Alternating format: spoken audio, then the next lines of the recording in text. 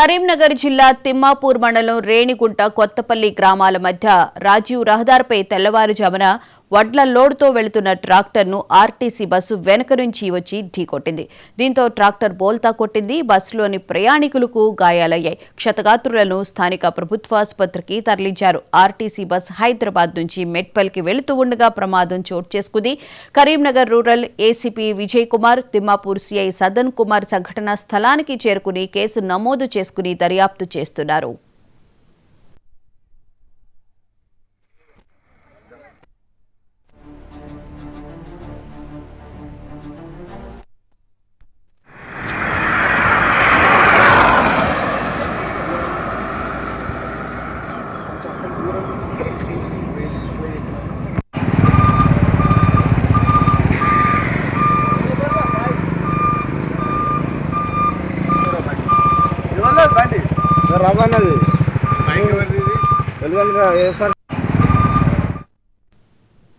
కరీంనగర్ జిల్లా తిమ్మాపూర్ వద్ద రోడ్డు ప్రమాదం జరిగినట్లు తెలుస్తుంది. ఇదే అంశానికి సంబంధించిన పూర్తి వివరాలను మా కరీంనగర్ జిల్లా ప్రతినిధి రామకృష్ణ అడిగి తెలుసుకుందాం.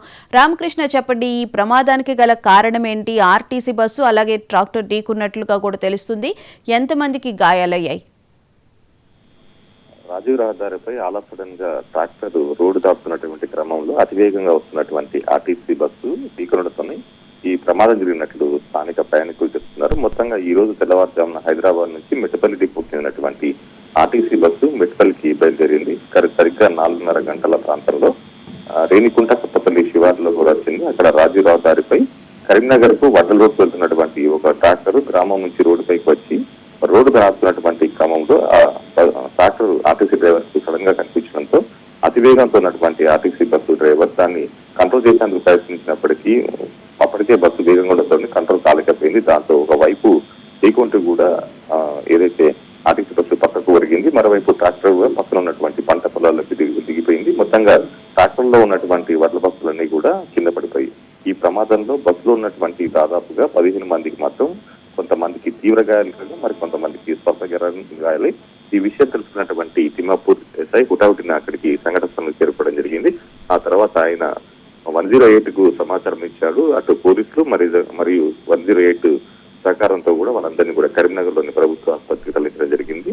సంఘటన స్థలాన్ని రూరల్ ఏసీపీ విజయ్ కుమార్, అదేవిధంగా తిమ్మాపూర్ సిఐ సదన్ కుమార్ కూడా పరిశీలించడం జరిగింది. మొత్తంగా ఈ ప్రమాదంలో గాయపడినటువంటి 15 మందికి మాత్రం ఇక్కడ కరీంనగర్ లో ప్రభుత్వ ఆసుపత్రిలో ప్రస్తుతం అయితే చికిత్స అందిస్తున్నారు. ఈ ఘటన పైన కేంద్ర హోంశాఖ మంత్రి బండి సంజయ్ కూడా స్పందించారు. వెంటనే అక్కడ సహాయ చర్యలను అధికారులు కూడా చేపట్టాలి. ఆ తర్వాత జిల్లాధికారులు కూడా పరిశీలించాలని చెప్పి కూడా ఆయన ఆదేశించడం జరిగింది. ఇంకా మరోవైపు రాష్ట్ర ప్రభుత్వం కూడా వరుసగా జరుగుతున్నటువంటి ప్రమాదాల పట్ల కూడా కొంత అప్రమత్తంగా ఉండాలి, కొంత అవేర్నెస్ కార్యక్రమాలు కూడా నిర్వహించాలని చెప్పి కూడా ఆయన సూచించడం జరిగింది. అయితే రామకృష్ణ, నిన్న చేవెళ్ల మీర్జగూడ జరిగిన ప్రమాదం నుంచే ప్రజలు తేరుకోక ముందే మళ్ళీ ఇంకొక ప్రమాదం. అసలు ఎందుకు డ్రైవర్స్ ఇంత నిర్లక్ష్యంగా ఇంత వేగంగా బస్సులు నడుపుతూ ప్రయాణికుల యొక్క ప్రాణాలను పణంగా పెట్టి వాళ్ళు డ్రైవ్ చేస్తున్నారేమో అనిపిస్తుంది. దీనికి సంబంధించి నిజంగా ప్రభుత్వం చర్యలు తీసుకోవాల్సిన అవసరం అయితే కనిపిస్తోంది. ఏమంటారు? తప్పకుండా, ఎందుకంటే ఆర్టీసీ బస్సులో ఏదైతే సామర్థ్యాన్ని నుంచి కూడా ఇటు ప్రయాణికులు భరిస్తున్నారు. ఈ రోజు ఈ ప్రమాదాలు పక్కన పెడితే ప్రతిరోజు కూడా నిత్యం కూడా కరీంనగర్ ప్రాంతంలో కరీంనగర్ జిల్లా నుంచి కూడా సమీపంలో ఉన్నటువంటి విద్యా సంస్థలు కావచ్చు, లేకపోతే ఉద్యోగులు కావచ్చు, తెల్లవారుజామున అదేవిధంగా సాయంత్రం వాళ్ళు బస్సు ఎక్కాలంటే భయపడుతున్నటువంటి పరిస్థితి ఉంది. దాదాపుగా సీటు సామర్థ్యం 40 వరకు ఉండగా దానికి రెట్టింపు 80 నుంచి 100 మంది ఒకే బస్సులో వెళ్తున్నారు. ఇటు కేవలం ఇది జిల్లా వరకే పరిమితం అవుతలేదు, అంతరాష్ట్ర బస్సుల్లో కూడా ఇదే పరిస్థితి కొనసాగుతుంది. ఎందుకంటే రాష్ట్ర ప్రభుత్వం చేపట్టినటువంటి ఈ పథకం ద్వారా కూడా ఫ్రీ బస్సు వల్ల కూడా విపరీతమైనటువంటి రద్దీ ఆక్యుపెన్సీ పెరిగినటువంటి నేపథ్యంలో ఇటు బస్సులు కిక్కిరిసిపోవటం, అదేవిధంగా ఈ బస్సు ప్రమాదాలు ఒక కారణంగా చెప్పుకోవచ్చు. మరోవైపు రోడ్లు కూడా ప్రస్తుతం అయితే ఏదైతే కరీంనగర్ నుంచి హైదరాబాద్ ఉందో రాజీవ్ రహదారి ఇది కొన్ని దశాబ్దాల కాలం కంటే ఎక్కువ అవుతుంది నిర్మించి.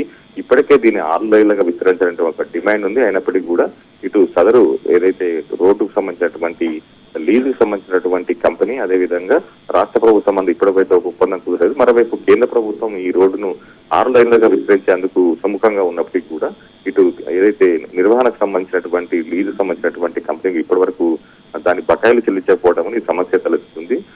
రాష్ట్రంలోని కరీంనగర్ జిల్లాకు ఉన్నటువంటి రోడ్లన్నీ కూడా ఆన్లైన్లుగా విస్తరిస్తుండగా ఇప్పటికి మాత్రం రాజీవ్ రహదారి మాత్రం ఇంకా పెండింగ్ లోనే ఉంది. దీంతో ఇటు ఒకవైపు ఇటు హైదరాబాద్ అదేవిధంగా కరీంనగర్ మధ్య విపరీతమైనటువంటి బస్సులు కావచ్చు లేకపోతే కార్లు కావచ్చు రద్దీ మాత్రం విపరీతంగా పెరిగింది. దానికి సరిపడా సామర్థ్యం చెందినటువంటి రోడ్డు విస్తరణ లేకపోవడం కూడా ఇటు ప్రమాదాలు చోటు చేస్తుంది. మరోవైపు మీరు చెప్పినట్టు చేవెళ్ళ కావచ్చు ఇతర ప్రాంతాల్లో కూడా రోడ్లన్నీ కూడా సరిగా లేకపోవడం అదేవిధంగా మితిమీరినటువంటి వేగం వల్లనే ప్రమాదాలు చోటు చేసుకుంటున్నాయి. అయితే ఇప్పుడు ఈ రోజు ప్రమాదం జరిగిన చోట గతంలో కూడా ఏమైనా ప్రమాదాలు జరిగినాయా? అక్కడ రోడ్డు అంతా బాగానే ఉందా? ఏమైనా గుంటలు ఏమైనా ఉండడం కూడా ఏమైనా ఉందా రామకృష్ణ? ప్రస్తుతం జరిగినటువంటి ఏదైతే బ్రిడ్జ్ ఏదైతే రేణికుంట బ్రిడ్జ్ దిగిన తర్వాత అక్కడ ప్రమాదం జరిగింది. రేణికుంట బ్రిడ్జ్ నుంచి కొత్తపల్లికి వస్తున్నటువంటి క్రమంలో అక్కడ కొంత ఎత్తు నుంచి దిగువకు రావాల్సినటువంటి పరిస్థితి ఉంది. ఆ ప్రాంతంలో కొంత అతివేగంగా బస్సు వస్తుంది. మరోవైపు ఇక్కడ ఇదే ప్రాంతంలో రేణికుంట బ్రిడ్జి వద్ద ఇక్కడ కొత్తగా ఇసుక సంబంధించినటువంటి కొత్త యంత్రాలతో అక్కడ ఇసుక మన ఏదైతే వాగు నుంచి కూడా ఇసుక అదే విధంగా మట్టి వేరు చేసినటువంటి ప్రక్రియకు సంబంధించిన కొత్త ప్రాజెక్టులు చేపట్టడం జరిగింది. దానికి సంబంధించినటువంటి లారీలు కూడా పెద్ద ఎత్తున ఇక్కడ రాకపోకలు సాగుతాయి. అయితే రాజీవ్ రహదారి అయినప్పటికీ కూడా ఇది ఇక్కడ ఈ లారీల విపరీతమైనటువంటి రద్దీ వల్ల కూడా కొంత గుంతలమయంగా మారినటువంటి పరిస్థితి నెలకొంది. సో మొత్తంగా అయితే ఇటు రోడ్లు గుంతలమయంగా మారడం, కొంత డ్యామేజ్ తీయటం, అదేవిధంగా ఎత్తు నుంచి కిందికి వస్తున్నటువంటి క్రమంలో ఈ ప్రమాదం చోటు చేసుకుంది. గతంలో కూడా రాజీవ్ రహదారి చాలా ప్రమాదాలు చోటు చేసుకున్నాయి.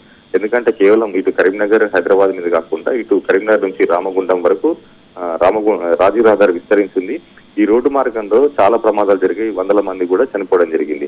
దీనిపైన అప్పటికప్పుడు ఇటు రవాణా శాఖ అధికారులు కావచ్చు పోలీసులు కావచ్చు తూతూ మాత్రంగా చర్యలు తీసుకోవడం తప్ప శాశ్వత పరిష్కారం మాత్రం చూపడం లేదు. దీనిపైన ఈ జిల్లాలకు సంబంధించిన కేవలం ఇది కరీంనగర్ జిల్లాకే కాదు ఇటు మంచిర్యాల అదేవిధంగా ఆదిలాబాద్ నిజామాబాద్ జిల్లాటువంటి చెందిన వారు కూడా ఇదే రహదారి గుండా ప్రయాణిస్తుంటారు.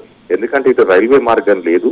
ఈ రైల్వే మార్గం లేకపోవడం వల్ల ఇటు బస్సులపైన పూర్తిగా ప్రయాణికులు ఆధారపడుతున్నటువంటి పరిస్థితుల నేపథ్యంలో ఈ 4 జిల్లాల నుంచి కూడా ఇక్కడ కరీంనగర్ కరీంనగర్ నుంచి హైదరాబాద్ దాదాపుగా వేల మంది కూడా ప్రయాణిస్తూ ఉంటారు. దీనికి సరిపడా సామర్థ్యం సంబంధించినటువంటి బస్సులు అదేవిధంగా సరిపడా రవాణా సౌకర్యం అదేవిధంగా రోడ్ల వసతి లేకపోవడం కూడా ప్రమాదాలకు కారణాలుగా మారుతున్నాయి. Right, thank you Ramakrishna.